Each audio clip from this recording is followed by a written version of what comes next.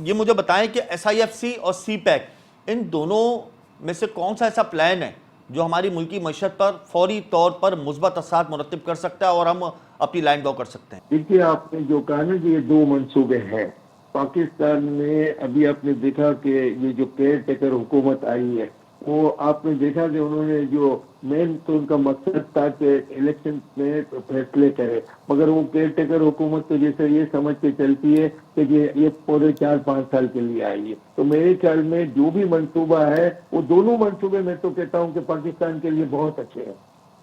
अच्छा शहरियार भट्ट, मैं आपकी जानिब आऊँगा। अगर ये जो बातें की जा रही हैं कि बिजली की कीमतों में फिर से इजाफा होने वाला है, IMF चाहता है कि बिजली के टैरिफ में इजाफा किया जाए, तो अगर बिजली के टैरिफ में इजाफा कर देती है निगरां हुकूमत, तो उसका क्या इम्पैक्ट आप स्टॉक मार्केट में देखेंगे? देखिए, पाकिस्तान की जो पता का ताल्लुक है वो इस वक्त IMF के प्रोग्राम से है। जी। हम जो माशी अशारी जो हमारे यहाँ सर्वाइवल की तरफ जा रहे हैं, तो IMF के प्रोग्राम में रह कर ही हम ये सब कुछ कर पा रहे हैं, क्योंकि सख्त फैसले करना हमारी जो पॉलिटिकल गवर्नमेंट है उनके इख्तियार में नहीं है। वो यूजली सख्त फैसले करने से कतराते हैं बहुत ज्यादा। तो IMF के प्रोग्राम में रहकर हमें बिजली महंगी करनी पड़ेगी, करवा कूद देना पड़ेगा।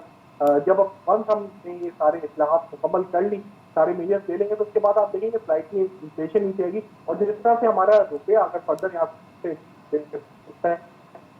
के ऊपर आता है, थोड़ा या डॉलर नीचे आते हैं, साथ साथ इंटरनेशनल मार्केट में ऑयल प्राइसेस नीचे आते हैं, क्योंकि बड़ी तादाद में हम बिजली पैदा करते हैं। ऑयल से पाकिस्तान में आज भी हम बिजली पैदा कर रहे हैं। जब ऑयल के प्राइसेस इंटरनेशनल मार्केट में नीचे आएंगे, तो फिर आप देखेंगे कि बिजली की कीमतें भी डाउन साइड के ऊपर आना शुरू होंगी। लेकिन फिलहाल जफर साहब आखिर में मुझे जफर साहब ये बता दीजिए कि हम लोग कौन से ऐसे इकदाम उठा लें जिससे हमारे जो मुआशी मसाइल हैं वो कम होना शुरू हो जाए फौरी तौर पर?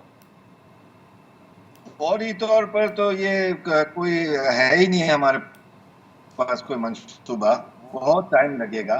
लेकिन ये है कि जो सिस्टम होते हैं, जो फॉरेन पॉलिसीज होती हैं, जो पॉलिसीज इम्प्लीमेंटेड है सालों साल से, उसको कंसिस्टेंसी दे दें।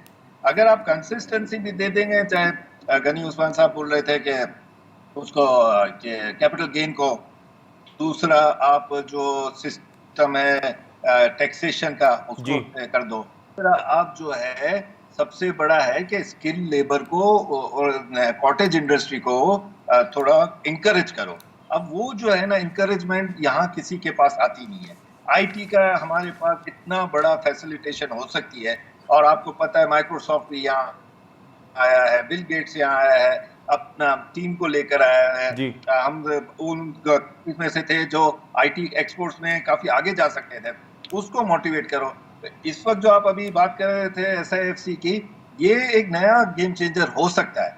और आपको कंसिस्टेंसी सबसे बड़ी इस दफा ये मिलेगी कि हुकूमतें जो आए कि ना आए, जो रियासत है, जो एस्टैब्लिशमेंट है, वो अभी कंसिस्टेंसी चाह रहा है।